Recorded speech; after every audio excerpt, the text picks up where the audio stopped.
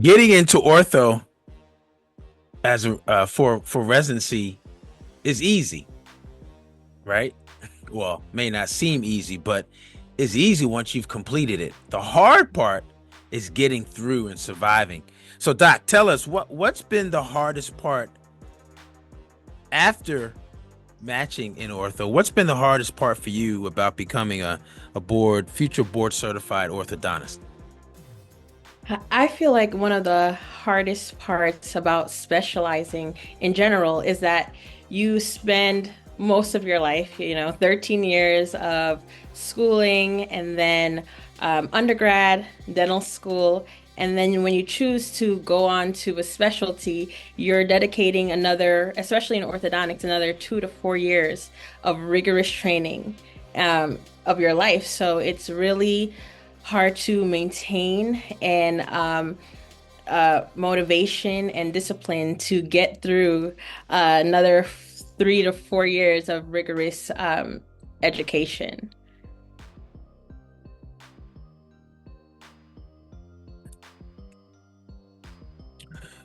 Orthodontics, becoming a board certified orthodontics. That's what we're going to be talking today and talking about the process. Not only the process, but more so the process of getting through and surviving your training. And that's today's topic. We're going to be talking about the residency training program from a current ortho resident. She's going to share with us about her program, what a typical day is like, what week is like, what research is required, what she likes most, what's been the most challenging, um, and some key things about what she thinks makes a good candidate for ortho. And she's going to also share some tips and advice for those of you that are pursuing orthodontics en route to becoming an orthodontist soon. All right, for those that are applying and get ready to get your application together. So make sure you stay through to the entire length of this episode. All right, a lot of good tips and advice that are going to come and be shared. Also, this episode is brought to you by Get Into Dental Residency Challenge. Get Into Dental Residency Challenge.com. It's a challenge, yes.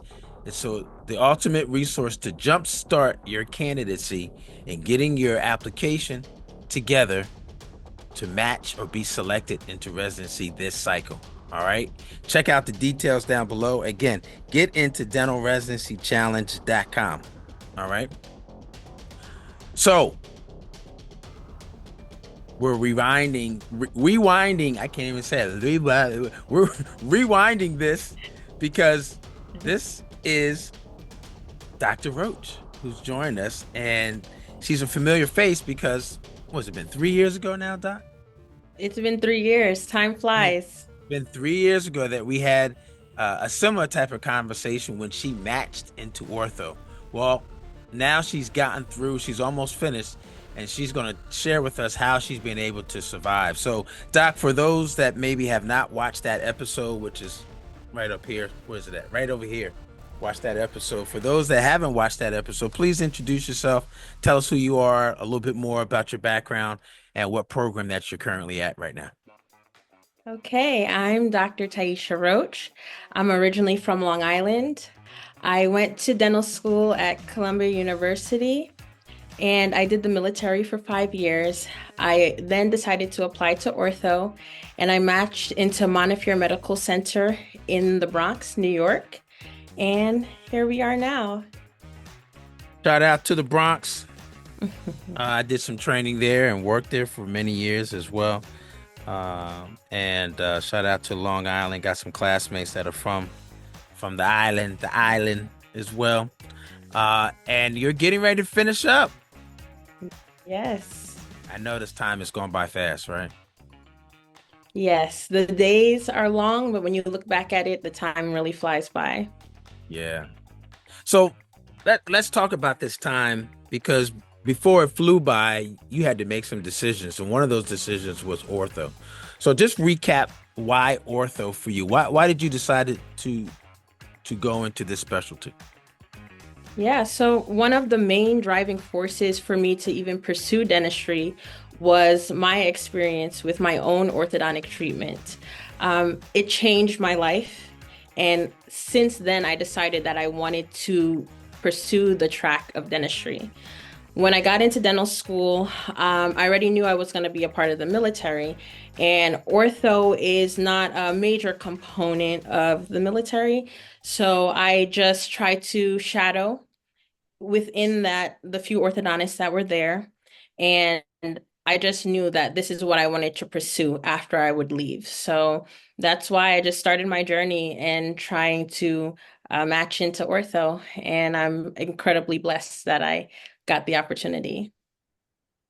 Well, you not only matched, but every year you've been completing the rigors of the program as well. Yeah, So that is to be celebrated as well, right? You got to yeah. celebrate that because um, that's that's been your new job and responsibility after you match. Right now, you got to go through the rigors of the program. Hey everyone, it's Dr. Darwin. Just want to take a quick break from this episode and hope that you are enjoying it. First thing I want to ask is, did you know that a large majority of the individuals like you who watch these episodes are not subscribed to the channel, to the YouTube channel?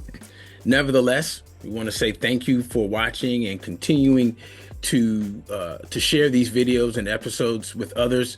Next, I want to say is subscribe. Yes, please hit the subscribe button so that you get these notifications each time these episodes are released. Last is I wanted to connect with those of you who are seeking to become an advanced dentist and specialist. And I invite you to our next event called the Get Into Dental Residency Challenge. This is a special 4-day event that will give you direct access to the mistakes that you want to avoid when you're applying to residency programs, and also the 8 steps that you also want to avoid so that you do not have an unsuccessful application submission.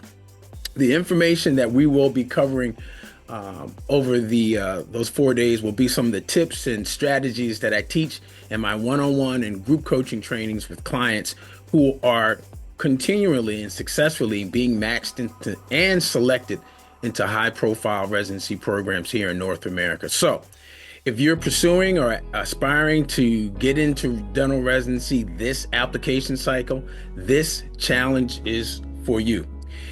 Check out the link below to receive more details and join the challenge. And also, I would encourage you to enroll in the challenge via the VIP experience. The VIP experience gives you actually access to a 1-hour Q&A session every day of the challenge before we actually get started with the challenge. And it guarantees me to answer your specific questions that you and other VIP experience members have on a daily basis. So I'll see you in the Get Into Dental Residency Challenge, and let's get back to this episode. So let's talk Correct. about the program. You're at Monty. How many residents? How many residents in each class? There's 8 in each class, 24 total between 2 sites. Okay. So let's dive deeper into that because there may be some people that are considering or want to consider some programs like yours that are in New York. So 8 per year, 3 per I'm sorry, 3 years of training, so 24 residents. That's a big program, big ortho program. What's Yeah. a typical week like? Well, we focus very heavily on clinical, being in the clinic all the time. So our days look like 8 a.m. to 5 p.m. most days. And 8 to 9 is our lectures, our learning. 12 to 1 is also where we do case studies and case presentations. 9 to 12 and 1 to 5 are we're almost exclusively in the clinic treating our patients.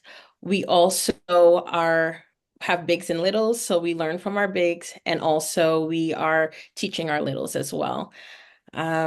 We focus so heavily on clinical based training. So I feel very confident with the diversity of cases that we have. And I just feel very prepared and honored to be a resident here. Yeah, well, you're getting ready to be a resident who will be board eligible, leading to board certification. Very Mhm. well. So you've got what, a couple months left? When's your how much time you have left with your this third year? Exactly 6 months left. So, but who's counting? Right. Six We're months. almost Okay. there. Hmm. So during the 6 months and the time before that, these last 24, no, one, two, three, no, these last 30 months, research. What research has been required as far as the program and how are residents integrated? How is it integrated into the curriculum that for the research component for residents? Yeah. So for us, we are not a master's program. There is a track that you can do the master's, but for us, we have an original project that's a requirement to graduate. You can start thinking about your project in first year. You're learning so much new terms and so much about ortho. You can start thinking about what interests you and what you want to learn more about. And in second and third year is when you actually decide your project and then you take that time to execute it and write up your paper. So it's a paper-based research project based on a topic of interest. Yeah, you can have any interest. You can do surveys or you can do benchtop studies, anything that interests you and we can support at the program, you're able to do. Now, does the program encourage residents to get published with this research uh, project, or how does that work? What are some of the things that the program wants you to emphasize related to maybe publication or presentations at meetings? Yeah, so more so now than before, there is a push to try to get published or present at least at our two main orthodontic conferences that we go to, or even more. It's more of a self-motivation, whatever you want to do in that regard, but it is encouraged. What do you like most about the program overall, these last 30 months with 6 months to go? What have you liked most about the program? Oh, there's there's a lot of things. I really love the diversity of cases, the willingness of the attendings to teach us, and the willingness of our co-residents to learn from each other. The camaraderie here is very, very important to get through such a rigorous program, but I know I can count on them and always ask for help and not feel uncomfortable. So that is really important that you're not feeling alone here, and it's great for support. So there's also, I'm sure, been some challenges, especially with having to learn so much information, even when it's 3 more years. But even then, there's still so much more information to learn, uh, especially when you're going to be termed and looked at as the expert. So, what has been the most challenging to date, related to the program and the rigors of the program? That's a good question. So for me, I didn't come straight out of dental school and go into residency. So having that 5 year break, as you will, getting back into a strict academic routine, I found to be one of the toughest most challenging parts of it. Also just maintaining that motivation every day in, day out and learning as much as you can. So I think that was the hardest thing, just getting back on track. Anything with regards to the curriculum? Maybe there's a particular topic that or discipline, not discipline, but yeah, topic within ortho that you've been learning about that's maybe been a challenge, biomechanics, skeletal deformities, deficiencies, anything like that? Oh yeah. So what I think is that during residency, you're learning so many different modalities of Hmm. treatment and just perfecting each one, whether it be self-ligating brackets or twin brackets, and just being able to know and execute the mechanics of the treatment that you have on that patient. That I found was kind of tough. Anything you would have done differently, like when you were launching and starting your first month or even your first year of residency in ortho?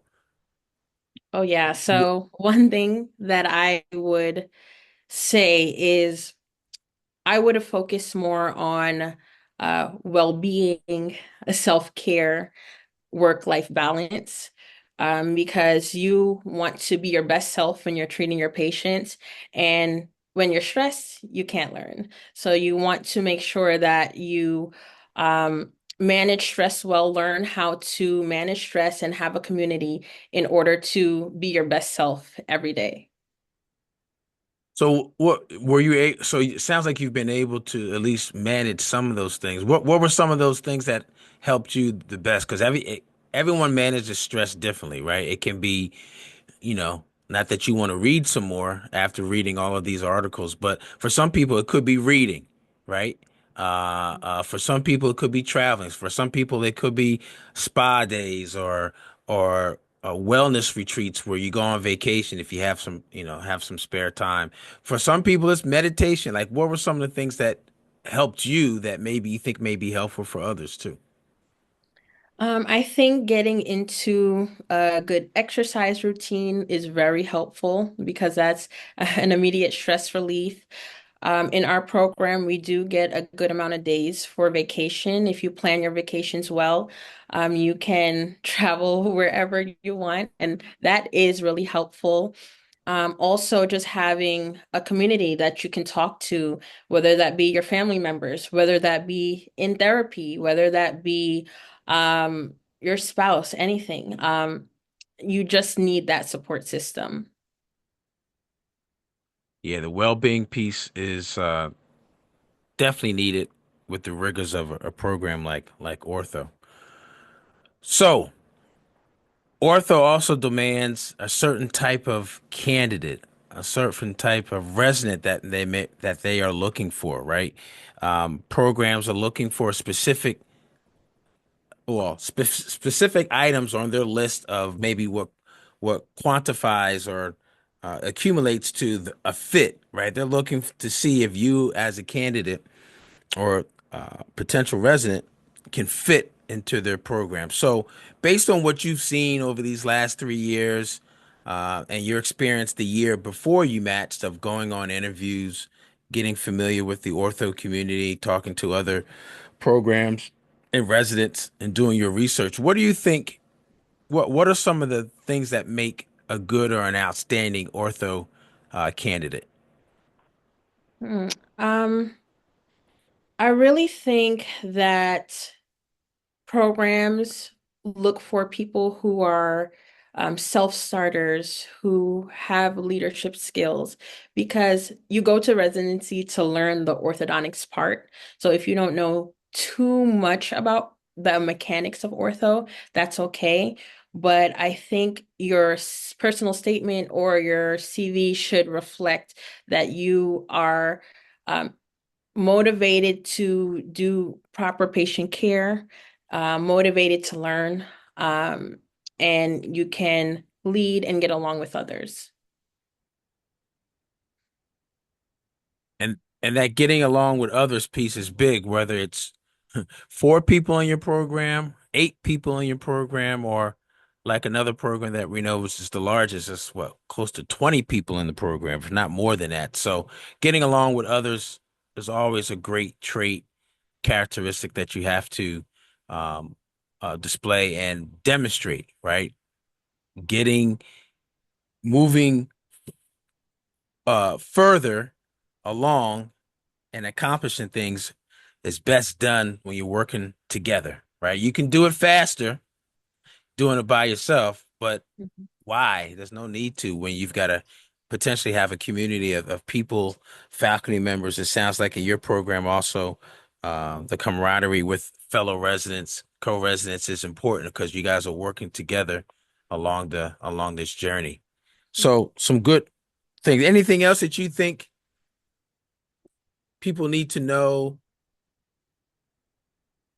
related to being a candidate or sharing their candidacy for ortho that they must put in their application or must be able to demonstrate in their application? Um, I just feel like as long as you're well-rounded and you have some unique experiences, Ortho gets competitive, more competitive each year. And my advice is even if you don't make it or don't match within your first year, don't get despondent, don't give up because there's always opportunity to strengthen your application and get in the next time. Yeah. And that's a great segue. I'm glad you brought that up. Some tips and advice for candidates that are applying. You just said one, which is don't give up, right? Don't give up. But here's the thing. How can you give up if you're saying that you want to be a board certified orthodontist? The Mm. only way that you don't achieve that goal is if you've given up on that goal. So you're right. Don't give up. You can't give up if you truly want to be a board certified orthodontist. Keeping in mind that some people get in on the first cycle, some people get in on the second cycle. For some people, it's the third cycle. But Mhm. guess what? They can't get to the third cycle and match if they've given up after the first cycle, right? What are some other tips that you think that you would strongly recommend people do if they are strongly and very very serious about ortho? What are some more things that they must do right now? Yeah. One thing that I think that really helped me was applying broadly. I know that there might be some situations where you have to stay in a certain area or it's not possible to move across the country. But if possible, I would say apply far and wide, and then you can make the decision what is the best fit for you instead of limiting yourself to a couple of schools right off the bat. Now, have you found that maybe even some of your colleagues that are in your cohort, did they do something similar? What did you hear from their experiences? Were they more fixated on, okay, I'm from New York, or I always wanted to live in New York, so I only applied to New York programs, or uh, where others may have shared that they wanted a hospital program because the opportunities of maybe going to the OR, working with the oral surgeons for orthodontic type of cases or things like that. What have you been finding from the cohort of not only your classmates but the other 16 people in these second and first year? What were some of the things that you're finding from them that they have shared have been tips for them to get into ortho in this process as well? Yeah, I think that we have such a big residency that everybody's motivations are different. What I Mhm. love about our program is that it's a mix of everybody. People straight out of school, people who's been attendings for general dentistry, people who worked in the military, people who've worked in private practice. So everybody's motivation is a little bit different. But at the end of the day, the end goal is to learn as much as you can and be able to feel confident and competent and ready to work in the workforce. Yeah, and that's going to be key. That's going to be key. Any other tips maybe related to your application process? If not, any tips for those once they match? I know you mentioned making sure that you have something in place to have a work-life balance. But what other tips for both those as candidates and then those that have matched who are getting ready to start the program in July? I think I would say if possible, get to learn the area, try to find a place to live as soon as you can, in order to just once you start on that July 1st date, that you're ready to go. Make sure you're prepared with if you have families, make sure they're all set up. Just knowing what you need to do. So when you start, you're not worried about moving or anything like that. And one last question related to that, because this has come up, and I've heard some PGY ones or first year ortho residents sharing this, which is the profit book, right? They've gotten into ortho and they're like, okay, I got in, I'm excited, I got my relocation, I'm ready to relocate. Um, should I be studying the profit book, or what can I expect them to want me to be prepared to know on the first day or the first week of residency? So, do they need to be reading that profit book? What do you think? I would say enjoy your last few moments before residency. Don't worry about learning a ton of ortho before you start because you'll be prepared to start learning a whole new language with ortho. And you'll just be immersed in it once you start. So don't get bent out of shape if you don't know a ton of terminology or if you don't know how to read a Ceph or anything like that, because you will learn that and you'll be prepared to move forward and treat patients. And I asked that question because it's very possible. Each program is different, right? Different in how they onboard their doctor residents that are coming in, right? Some programs will give you a list of things to do, right, to transition to onboard, including maybe credentialing, stuff that you have to send to the graduate medical education office, and they may recommend, they may have a list of articles to read just to get you level set it, right? To level set the situation or the experience. So I asked that question because every program is different. Some programs will have it, some that will not. And even if you do have some assignments, I think your point of making sure that you enjoy your last free time or last couple of months, because I'm sure it's on and popping July Yeah. 1st, if not earlier, maybe that week before Mhm. as well. Cool, Yeah. cool. Uh, Plans, thoughts, things that you're thinking about doing after residency. Yeah, so now is the time where we are third years are starting to look for employment or just shadowing and just seeing how private practice is like because we spent the past 2.5 years just focused on learning the craft, but now we're trying to actually get a job and start working. So my next steps are to hone in on where I want to be and where I want to live, somewhere on the East Coast, preferably. But right now, I just want to learn the practice management side, and that's what I'm focusing on, and just finishing up the requirements that we have to do. It makes sense. Well, we have to put a way for people to contact you, especially if they have some questions.